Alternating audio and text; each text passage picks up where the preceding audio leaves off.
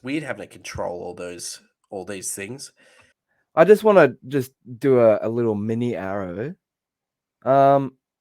Melbourne's fan base has to be the most pathetic, spoiled fan base in the competition. Did you not see how many were in the MCC? There's no, like, you have this team that is just firing on all cylinders. Is what, 2-3 years now in, top 8 After consistently. years of mediocrity, mind Yeah, you. after years of doing shit, you win your premiership, and then you just disappear again. Like, you're fucked. Pretty much to say, it's just like, what the hell? Like, where is the support? It shits me, and no, it doesn't get talked about enough. You know, it's funny. You did technically steal my arrow, so let's go into a bit. Let's dive into it in a little bit further. Let's just make it about fair weather fans instead, Mm-hmm.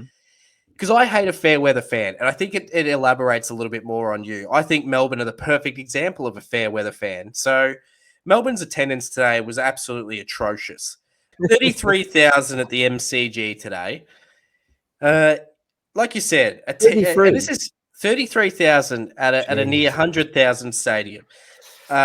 They are a team, and this happens regularly at Melbourne games, and they're not the only team with fair weather fans. Hawthorn fans need to be called Mm-hmm. out. Mm-hmm. St Kilda fans can do it at the best of times. Mm-hmm. North Melbourne have been doing it for years, and I know some of these are lower Victorian clubs, so they'll probably argue, "Oh, the fair weather, we're not fair weather fans." Lions fans, Swans fans. I will Oh, call out Lions fans. Jesus, yeah. let's call out the rugby states as well. There's plenty of fair weather fans, and they're the worst, to me, the worst part of the game. I cannot stand a fair weather fan. Best way to look at it is, I think, bandwagon supporters. Clubs that win a flag and then all of a sudden get 100,000 members as well. Mm-hmm. But I won't ramble too much. Best way to put it: fair weather fans, you've been arrowed. Bang. Let's go break some hearts! Wow, you don't even have a wiki? Get your shit together. He doesn't even have a wiki. All right, here we go. So for my pick, I have picked a West Coast player for my boy. Yeah, I don't have much information. Oh, no, he does not have a wiki. All right, anyway. Does he have a profile on the West Coast page? Barely. He's a medium defender.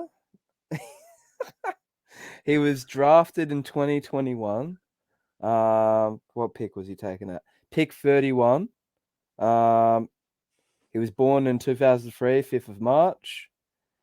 He played for Peel Thunder. Huh. Okay. And was, a part of history this weekend. It's Mr. Brady Hoff, the Hofster. Now, I may be shitting on this young lad, but I do think he has a bright future. Yes, I think unfortunately he's on the this weekend. I think the reason he deserves this is having the balls to stand Charlie Curnow. He's been chucked into the deep end a couple of times the last few weeks, going on the key forwards. Don't know if that's going to be good for his confidence.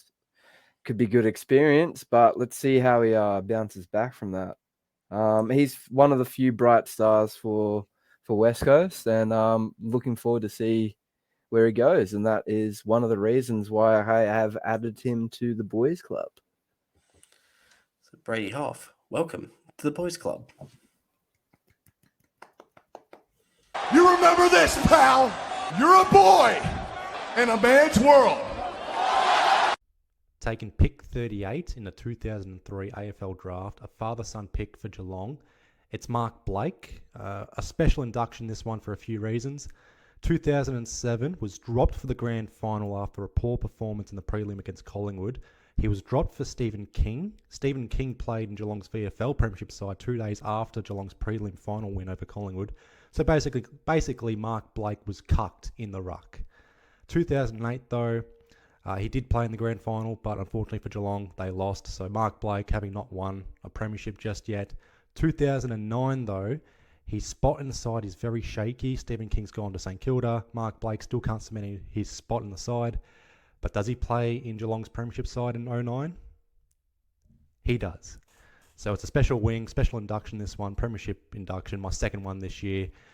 But in 2010, Mark Blake was dropped after the qualifying final against St Kilda, leaving him stranded on 99 games. Was on Geelong's list in 2011 under Chris Scott, didn't play a game, was told to explore his options, but Mark Blake decided against it for this reason, to be inducted into the Stephenson Wherry Hall of Fame.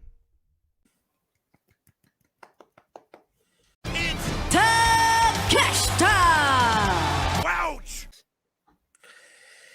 Blood and guts. What a match. Shitty finish, though.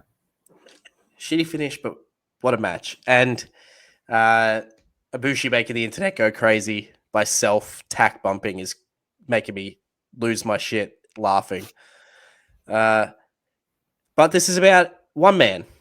And in the AWO's eyes, the MVP of the Blood and Guts match, Takeshita.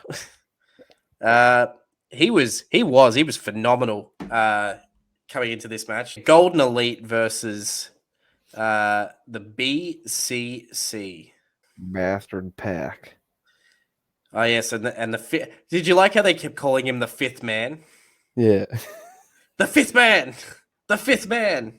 Order of entry. So, like we said, Takeshita coming in ninth, taking on Ibushi, a decent chunk in this match. Something that we've been salivating over. To me, he was the MVP of this match. Not too much of a too many standouts from here. But unfortunately, the big thing and big storyline coming out of this was Takeshita bailing, leaving the BCC high and dry. Don Callis identifying that something went wrong and getting him out of Dodge. So watch this space. Could Takeshita be in the sights of the BCC? We'll have to wait and see. So unfortunately, a loss for our boy this week, but that is Takeshita watch.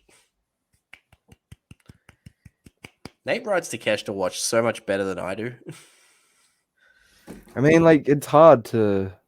But yeah, it is hard to sum up a 40-minute blood and guts match in a couple minutes and try to remember any spots when that match was just insane. And I'm not one to go back and watch matches over again. I mean, they made him look strong. That's for sure. It was they did. A couple times where he was winning 2-on-1 and busting through moves and stuff. So yeah, he looked good. He did look good. Interesting to see where the story goes. But we will leave it there. I won't go too much more into the round that is. Big round as usual coming up next week. We got some massive games. Me and Nate should be attending Friday night. So Collingwood versus Carlton, which I can tell you now, I would not have thought once again that our season potentially lies on beating Collingwood. So crazy to think about. Freo play Geelong down at Goomba Stadium. Giants v Dogs in another 8-point game. Swans versus Essendon in a battle of who gets to basically stay in the finals hunt. And get smashed. Port potentially with a chance to knock Adelaide out of finals. Melbourne also with a chance to knock Richmond out of the 8. So a lot of big games next weekend of football that we'll be watching and waiting to see the results of. But we are the AWO Journeyman. Follow us on YouTube, Spotify, Instagram, and Tout. I'm telling you, man, I'm going to tell you about after this. Like, share, subscribe, all the good stuff. And please, please drink more water.